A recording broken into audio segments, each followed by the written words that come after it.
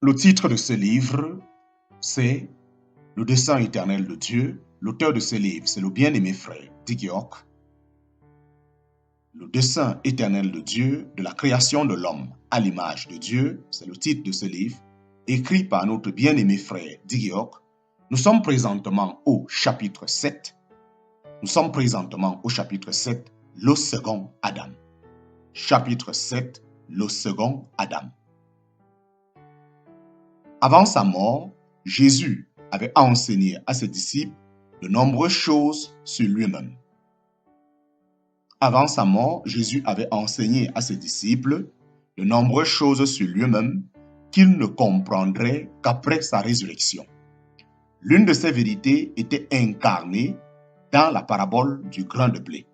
Si un grain de blé qui est tombé en terre et ne meurt, avait dit Jésus, il reste seul, mais s'il meurt, il porte beaucoup de fruits.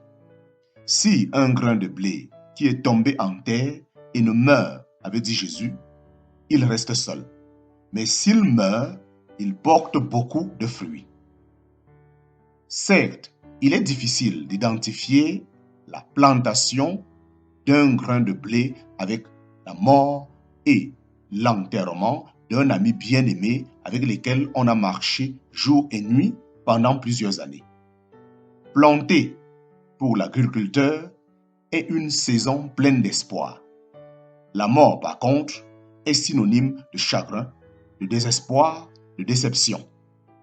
Il y a une finalité qui tend à détruire l'espoir. Il y a une finalité qui tend à détruire l'espoir. Nous espérons que ce serait lui qui devrait racheter Israël. Nous espérons que ce serait lui qui devrait racheter Israël. C'est ce que disait Clopas en marchant avec un autre des disciples de Jésus après la crucifixion. Il n'avait plus confiance. Tous ses espoirs dessus s'exprimeraient au passé. Ils avaient vu l'ensevelissement du grain de blé, mais d'une manière ou d'une autre, ils ne pouvaient pas le relier à l'idée que cela produirait beaucoup de fruits.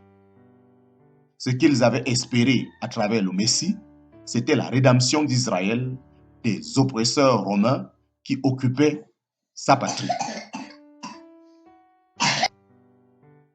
Mais soudain, les ténèbres du désespoir et du chagrin ont été brisées. Là, sous ses yeux, se trouvait Jésus, vivant d'entre les morts. Maintenant, ses espoirs, maintenant, là, sous ses yeux, se trouvait Jésus, vivant d'entre les morts. Maintenant, ses espoirs étaient restaurés et même élargis. La rédemption ne se limite pas à la délivrance de la nation de l'armée d'occupation de Rome. Il y avait la délivrance de la mort. D'autres personnes aussi ont vu leur espoir anéanti par la mort de Jésus. L'une d'entre elles était Marie. L'une d'entre elles était Marie-Madeleine. Tous ces espoirs étaient dans ce Jésus qu'il avait délivré des 7 démons qui avaient contrôlé et tourmenté son corps. Maintenant, elle pleurait seule devant son tombeau vide.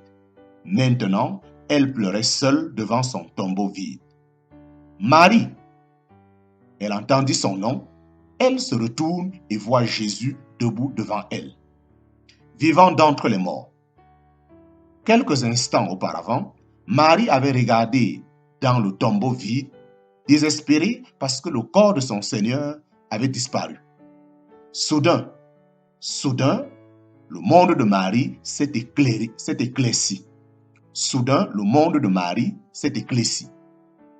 Jésus, son sauveur, avait vaincu la mort et le tombeau. Sa délivrance du pouvoir des ténèbres était donc plus grande qu'elle ne le pensait. Elle n'était pas seulement libérée du péché, mais aussi de la mort. Et elle le serait pour toujours. Amen et Amen. Dans un autre lieu encore, à d'autres disciples désespérés, le message est sorti de la bouche de Jésus. La paix soit avec vous. Pourquoi des pensées s'élèvent-ils dans vos cœurs? Voyez mes mains et mes pieds, c'est bien moi. Touchez-moi et voyez, car un esprit n'a pas ni chair, un esprit n'a ni chair ni os comme vous me voyez en avoir. C'est là ce que je vous disais lorsque j'étais encore avec vous. Ainsi, il est écrit que le Christ souffrirait et qu'il ressusciterait des morts le troisième jour. La paix. Dans un autre lieu encore, à d'autres disciples désespérés, le message est sorti de la bouche de Jésus. La paix soit avec vous. Pourquoi des pensées s'élèvent-elles dans vos cœurs? Voyez mes mains et mes pieds. C'est bien moi. Touchez-moi et voyez.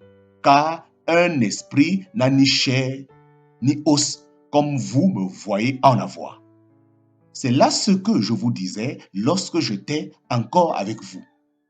Ainsi, il est écrit que le Christ souffrirait et qu'il ressusciterait des morts le troisième jour.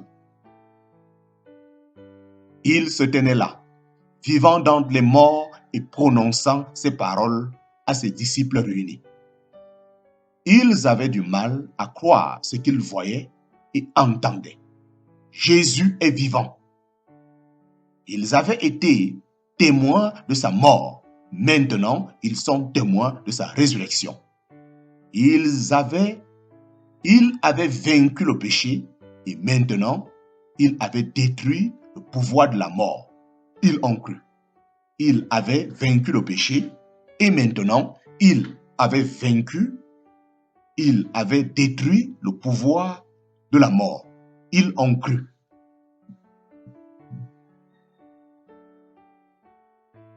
En Christ, la mort n'est pas éternelle.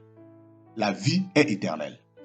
En Christ, la mort n'est pas éternelle. La vie est éternelle.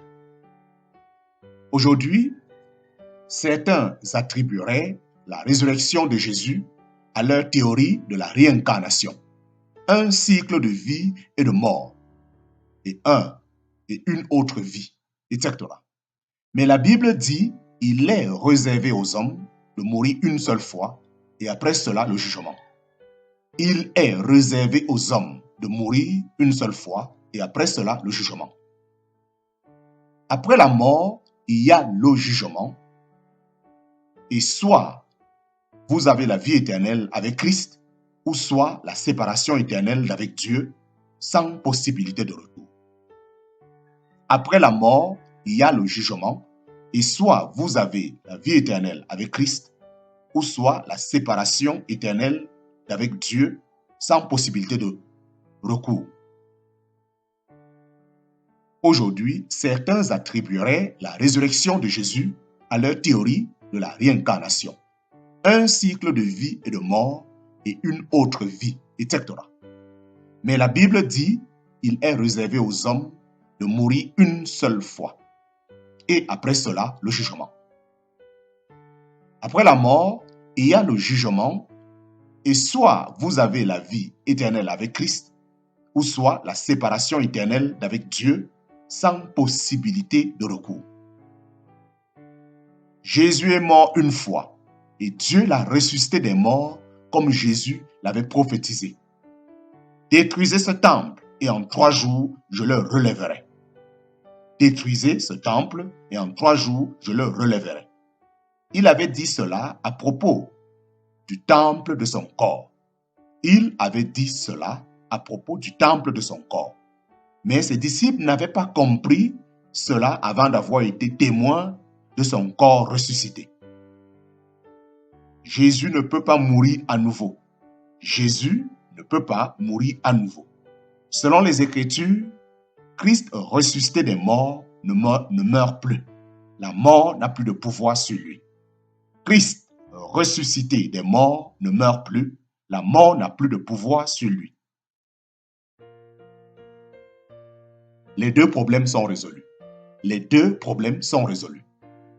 Ce Christ ressuscité que la Bible appelle le deuxième homme, est celui que Dieu avait en tête lorsqu'il a regardé à travers les âges et a dit « Faisons l'homme à notre image. » Faisons l'homme à notre image.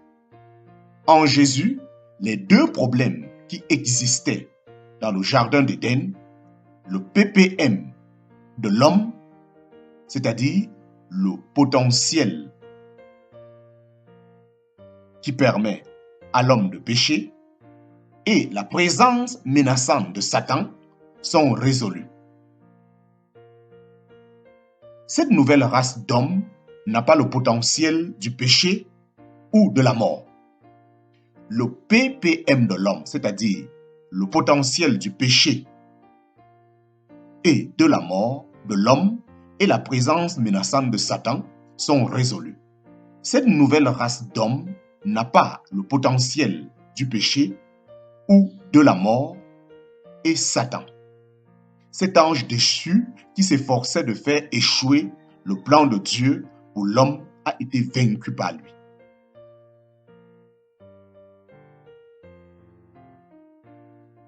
Ce Christ ressuscité, que la Bible appelle le deuxième homme, est celui que Dieu avait en tête lorsqu'il a regardé à travers les âges et a dit « Faisons l'homme à notre image ».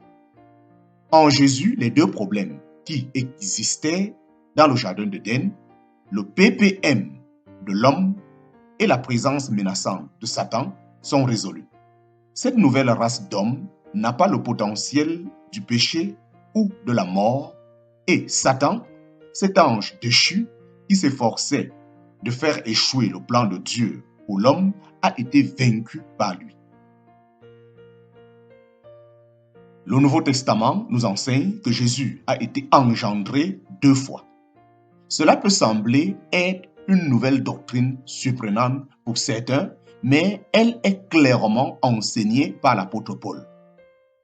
La première fois, Jésus a été engendré par le Saint-Esprit dans le sein de la Vierge Marie, qui a accouché dans l'étable de Bethléem. Dans ce cas, Jésus est né pour mourir. La première fois, Jésus a été engendré par le Saint-Esprit dans le sein de la Vierge Marie, qui a accouché dans l'étable de Bethléem. Dans ce cas, Jésus est né pour mourir. La deuxième fois qu'il a été engendré, l'apôtre Paul l'a appelé le premier-né d'entre les morts. Le premier-né d'entre les morts. En prêchant aux Juifs d'Antioche, en Pisidie, Paul leur a parlé de la résurrection de Jésus. Se référant aux promesses faites par Dieu au Père de la nation d'Israël, il a dit « Dieu l'a accompli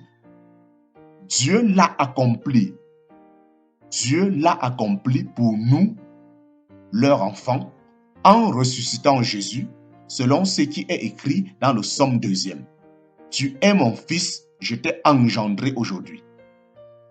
Dieu l'a accompli pour nous, leurs enfants, en ressuscitant Jésus, selon ce qui est écrit dans le psaume 2e. Tu es mon fils, je t'ai engendré aujourd'hui.